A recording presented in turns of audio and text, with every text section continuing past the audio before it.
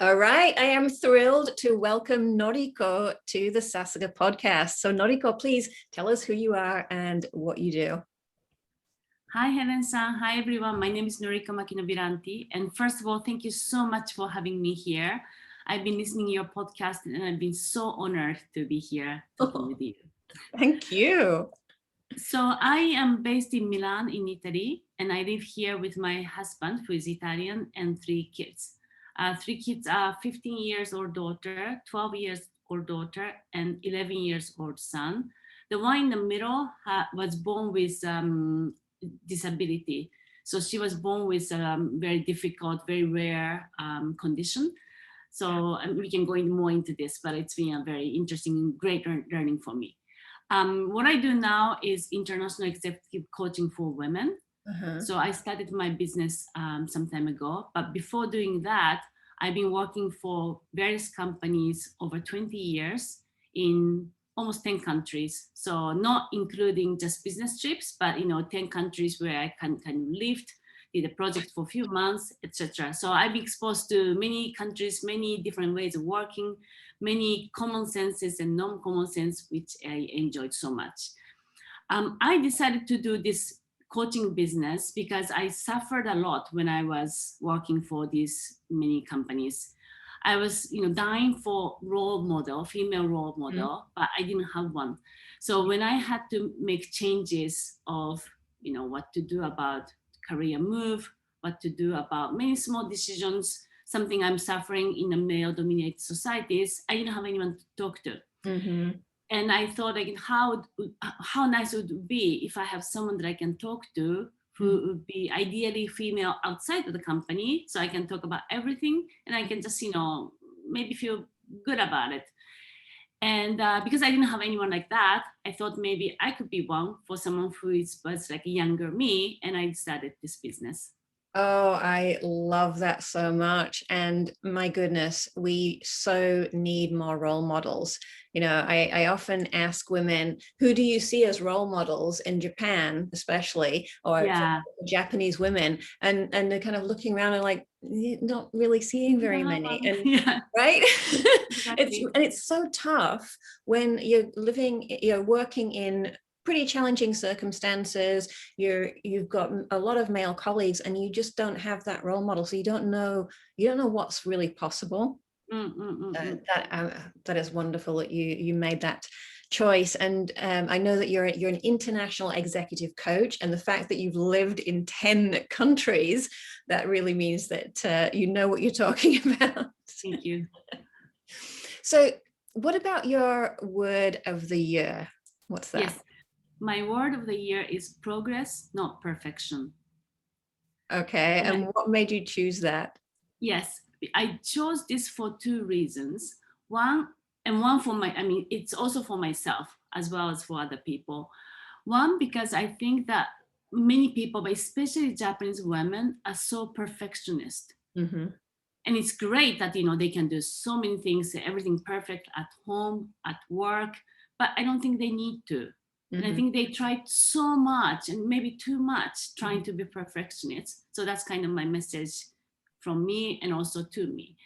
Many Japanese women do house chores by themselves while working outside. And many of the Westerns or non-Japanese moms that I know, they outsource such things to someone. And it's okay. It's okay not to do everything by yourself. It's okay not to wash, not to clean, not to iron.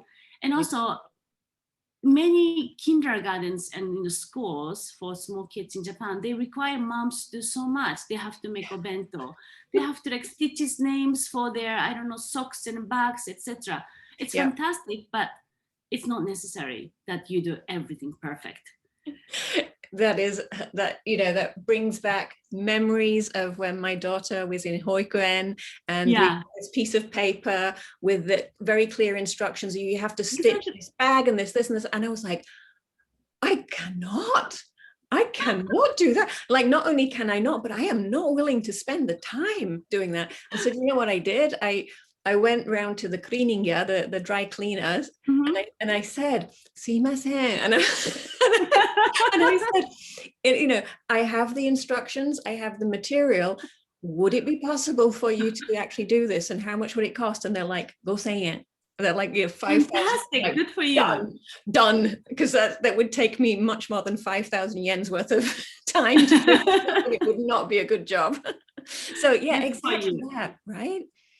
Yeah, and actually I did it myself because I kind of like to do this kind of things, but I think it's really not necessary. And maybe, now I have a business idea. Someone who likes doing that can open business for women like you, no? Right. There are so many business opportunities around, like just possibilities everywhere. Love it. Anyway, so that was one of the reasons I chose progress, not perfection. The second reason is because I would like us to think about progress compared to ourselves. Right. So let's compare you today, you last week, you a month ago, you last year. Yeah. And let's not compare you with someone else next to you. Yeah. Because it's so easy to say, oh, so-and-so does great at work, or it looks like she does fantastic presentations. So-and-so cooks so well. So-and-so is such a good mom. Her son went to whatever university or whatever school, no? But these ABC persons, if you combine all of this, it's not, a person might be good at this, but not at something else. So there's no point in comparing only good things about person A and B and C with you, because you can't be great at everything at any time. So my suggestion is really, let's compare yourself with you yesterday, you last week, you a month ago. And I'm sure there is so many things that you progress over. Absolutely. I absolutely agree with you. And the thing is that even when you see someone doing something really well, you've no idea how long they have practiced that, how much time and effort they've put into that. So yeah, absolutely. It's your own progress. Also, I'm sure that these people also have weakness side. Yeah. I do so many things like so poorly, and people might notice it, but I make mistakes every day, and I'm like, sumimasen. So right. Yeah, and you just and then it's fine because you focus on where you're making your best contribution in the world, right? That's what's most important. Exactly. I love that so much. So for the Sasaga success cycle of the 4 phases around self-care, planning, communication, and productivity, which is the one that is most important for you, Noriko? For me, it's planning. And because I do coaching for women for career, I would say career design and planning. Career design and planning. So could you tell us some more about that? Yes. The reason I say this is because all these 20 years I've been working for companies, etc. I always worked hard, but without a real goal. So I was running, but without knowing where I was going. And I had so many projects in the company where I was trying to do well, and I was trying to solve problems to other people, but I didn't have a project called my life. Right. So I was doing so many things, but I didn't know what I wanted to do for my life.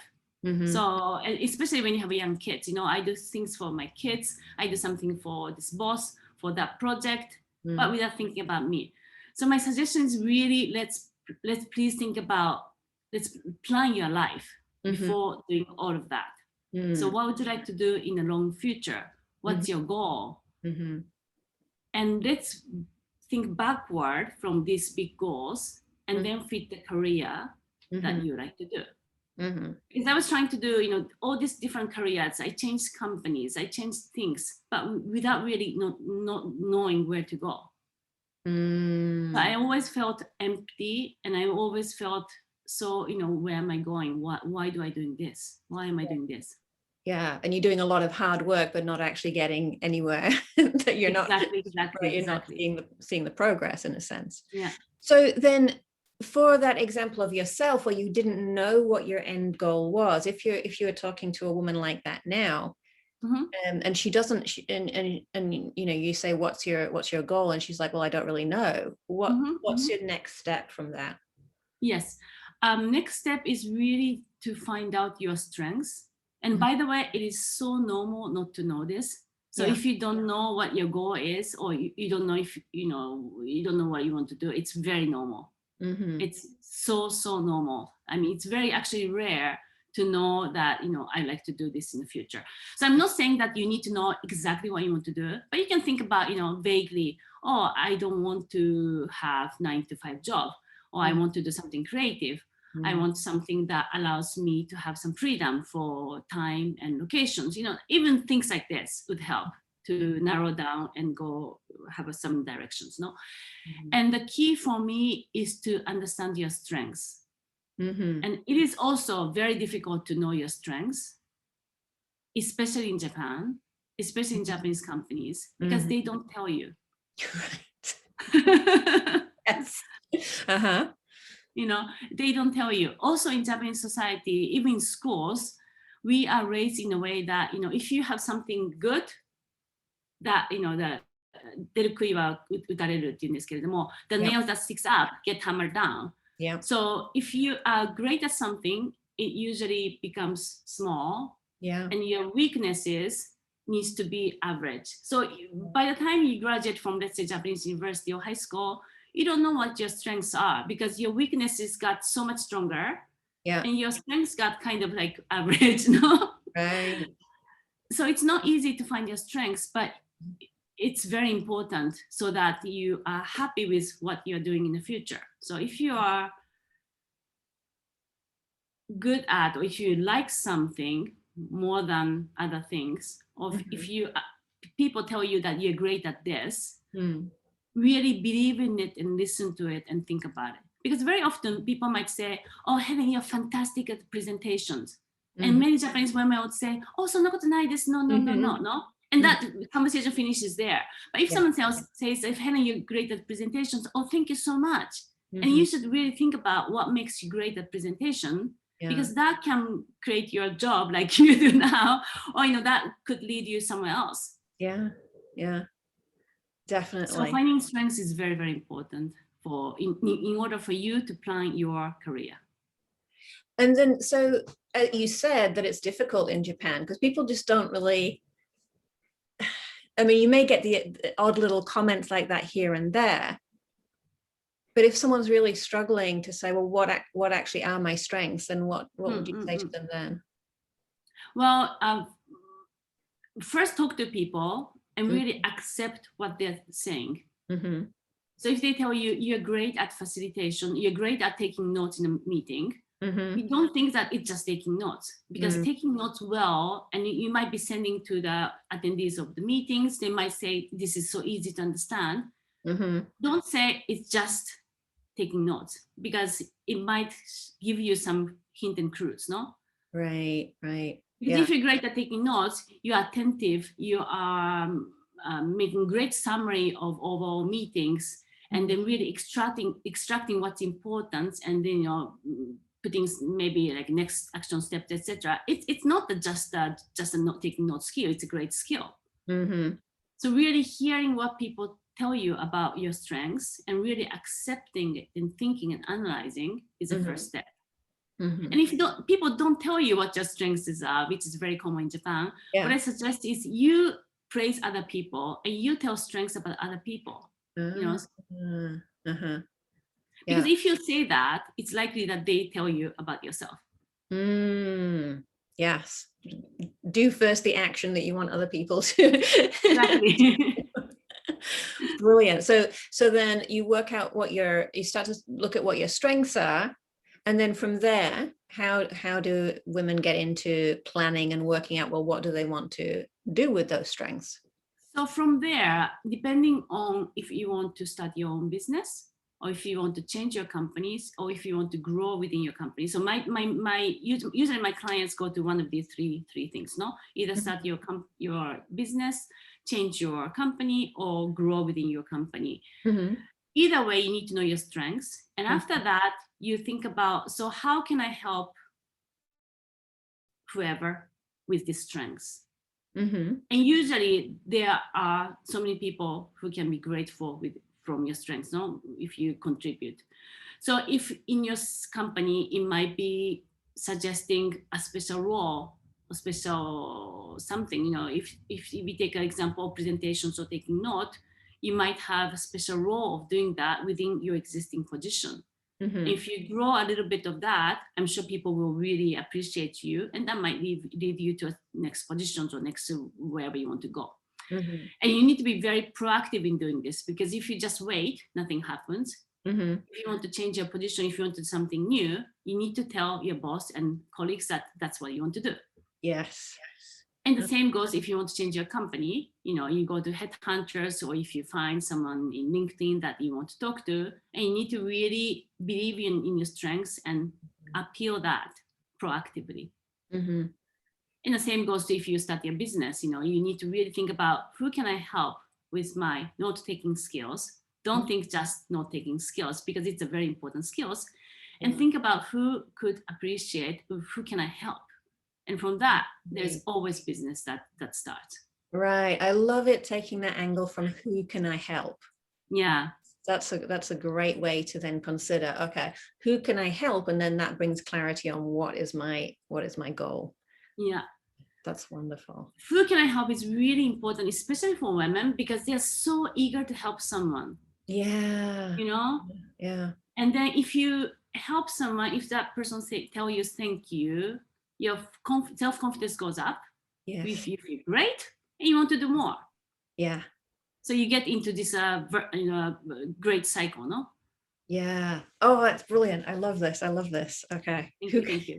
Who can I help? That's it. Yeah. And once you identify who can I help, the next step is, so many people just think about this, they think, should I do it? Yeah. What can I do? Don't think, because if you think too much, it takes time and nothing happens, right? So my suggestion is to act on it. So if you think you can help someone, just try. Yeah. Yeah. And by trying someone, you really understand that that's your strengths, or you might learn that, maybe you should do something differently, or maybe, you find more other great things about yourself. Mm-hmm. Yeah. So really, please try and please do action. Right. And it's that taking the action that then you learn from that. So one thing that then comes up I'm sure for so many women, is like, oh, but I'm afraid of taking action because I'm afraid that I'm going to fail. Yes. So what's very your common. So if you think this way, please think it's very normal. Mm-hmm. I'm afraid of things every day. But I think, should I not do it and regret, and time passes and nothing happens? Or should I do it and just forget about it? No? Right. So can you give us an example of something that you're afraid of? Because I'm sure the Sasuga podcast listeners are like, oh, Noriko, she looks like so courageous. And she's got it all together. Many things, even small things like, shall I post this article on the blog? Because someone might think that, bad about me. Maybe I'm saying something stupid. Maybe, for all these reasons. So when I was working for all these companies, I was not using Facebook or any kind of social media at all. And when I decided I start coaching business, someone tells me, but Noriko, you need to be much more active on social media. It's like, first of all, I don't know how to use this. Right. And I don't like it, because I didn't like it so much. But then I had to overcome that fear and do it, no? So should I post this article? Should I say this? Should I do this? Even posting my picture was really, really something really scary for me. But I did it. And once you do it, you get used to it. So you can do it twice. You can do it 3 times. Right. And what's also very important is you put yourself in the environment where people are doing that action. Yeah. So if I take the example of social media, I joined a group where people are just posting so much on Instagrams and Facebook, etc. So it becomes normal that you post things like this every day. And it's normal that you make mistakes because everyone's doing it. Right. This again is such an important message in my mind, is that power of being around people who are doing the sort of things that you want to do more of. Yes. And you have a Facebook community, is that right? Yes. Do you want to tell us a little bit about that? Sure. So I have a Facebook community for mostly women. And many of them live abroad, but some live in Japan as well. And it's mainly for career women. So if you are interested in women, career, and international, etc., please join. And we have, I do Facebook Live on usually weekly basis. And if you have some questions, please post it and I will respond either by live, or we have also some like ocha kais and conversation kais, and we do lots of events in there as well. So that's brilliant. Is your group is it in English or Japanese, or? It's in English. It's in Japanese, but if you write in English, it's fine as well. I mean, most of the people are bilingual, trilingual in that group. Love it. Wonderful. Yeah, I'm such a strong, firm believer in the power of community, and I see that in my own groups where the women start to make changes because they are seeing other women doing those same things, and they're like, oh, okay, yeah, oh, I can do that. And then when posting wins, I'm like, oh yeah, and everybody celebrates and encourages each other. It is so tremendously powerful. I love that. Absolutely. Community is incredible, and now it is so easy thanks to these online things. So, when I was younger, when I was struggling a lot, I had to find a person and meet with that person physically. But now you don't have to do that. So it's so much easier. Right. Just going back to that topic of when you were younger, what is something that from your earlier days that was a big struggle for you that you were able to overcome? Sure, there are many. My first career was in a management consulting firm where, let's say 80-90% of guys were men. They were like very single-minded men. Yeah. And I felt so mismatched in that environment. I joined the industry because I was very curious and I wanted to know about different industry, different businesses. So in terms of learning was really great. But the culture was so competitive, and me being a Japanese woman at that time, I completely lost my confidence. And if I had a female role model, maybe I didn't quit. But my solution was, okay, I'm going to quit and let me go somewhere else. And I went somewhere else. Right. So that was one struggle. And after that, when I had kids, I didn't know how to balance work and family time or family life because I didn't know anyone was doing it around me. So I didn't know what it meant. I had even difficulty imagining or visualizing what that could look like. And I just jumped in that unknown world called having kids and having life, having work at the same time. So that was difficult, especially when I had the second child who was born with disability. Exactly. I was just going to ask you about that. So she was born very, very small. And at first 2 years was like survival. So I couldn't go back to work. I said to my company, I was going to go back, but I said, no, sorry, I don't know what's going to happen. I can't go back. And they were very nice to me and says, take your time, etc. And after 3 years, they called me again. And then that's why, thanks to them, that I could go back to work. Because otherwise I wouldn't, I don't know what I'm doing now.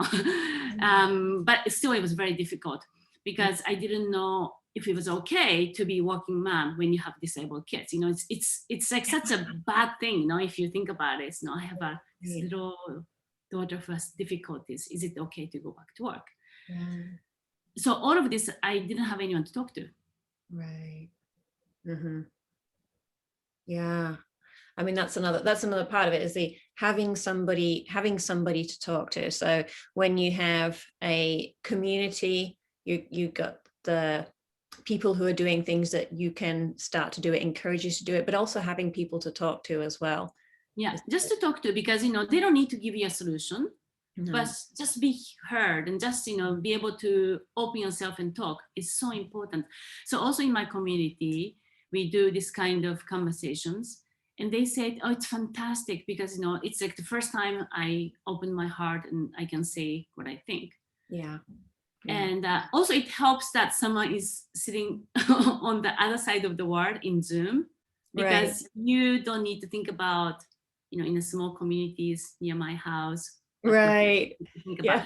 Because, especially if you live abroad, for me in Milan, if I talk to someone like this in my kids' school, for example, I need to worry about what's going to happen, because this person might tell someone else who is in the little Milanese society, and I might, have a bad, reputation. Yeah. But someone who have the same kind of thought across the globe is really safe. Right. That's so this online community is fantastic for that. I love that. I love that.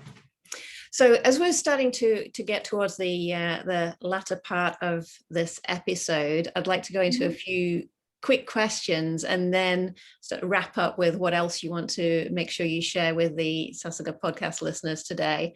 But Sure. here's a few spontaneous questions. Okay. So let's start off with the one that I love to ask is, what's a recommended book or movie? Book or movie? Yeah. Okay. I would say the must read is Lean In. Oh yes. By Sheryl Sandberg. Yes, love that. So that's a kind of easy one. Yeah. What else? I'm just looking at my bookshelf now.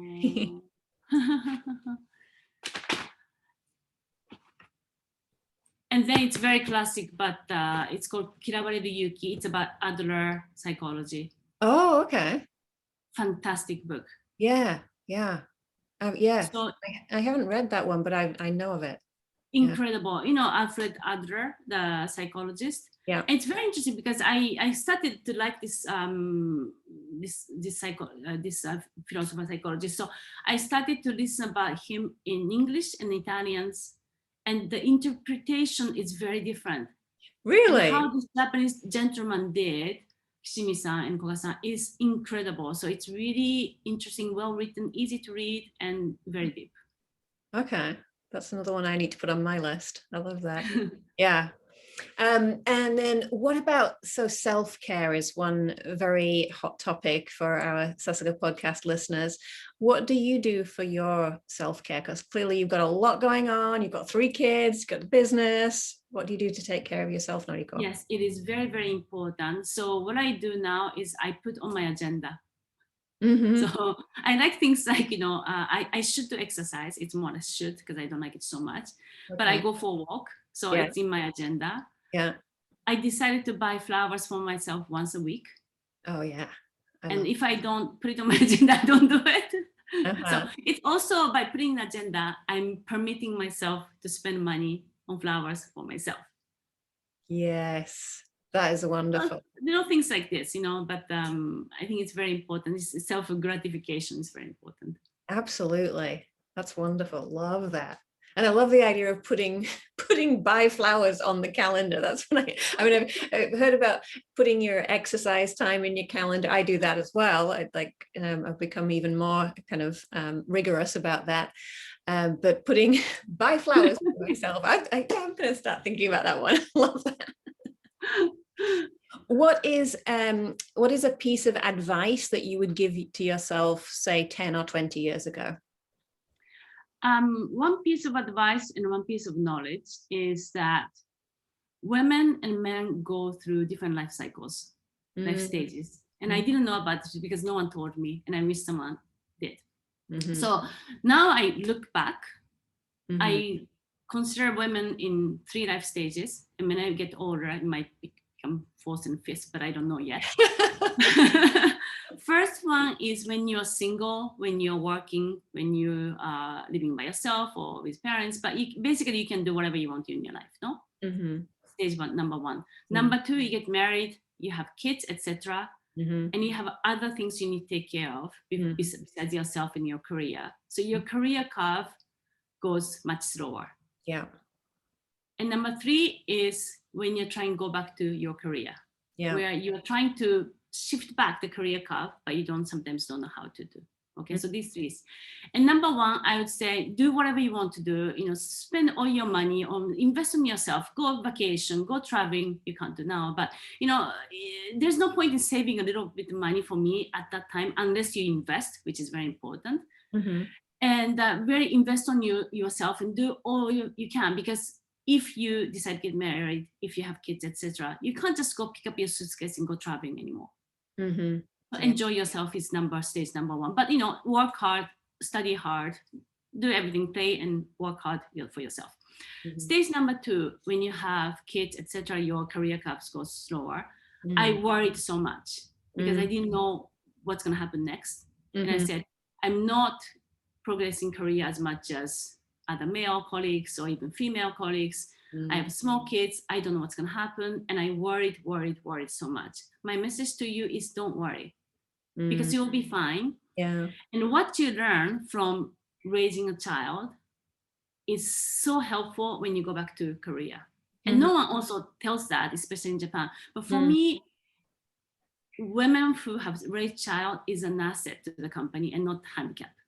Yeah. Or, because when I went back, luckily my ex-company called me to go back to my old company and I did project.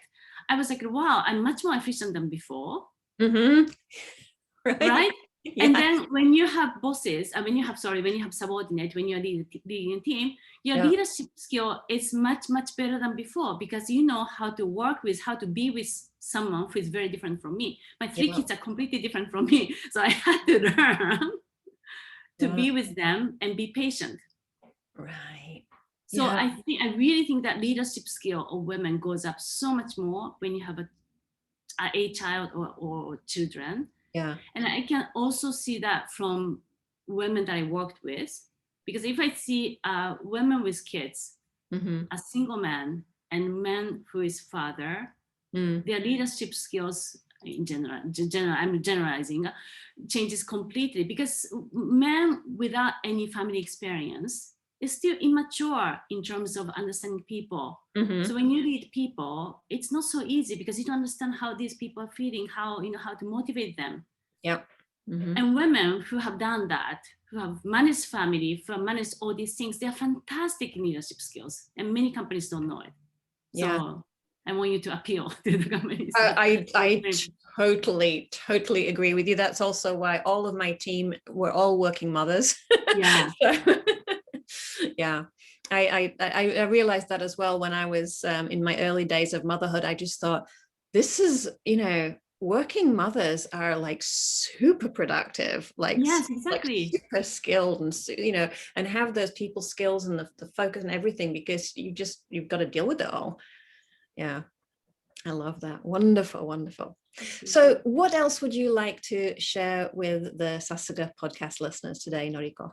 Yes, my message is, the champagne tower? You have champagne glasses, one of them, yes, etc. You pour champagne, you do. I love champagne, so I use this example. I like to make sure that you are on top of it. Because if you're not filled, you can't fill the next layer.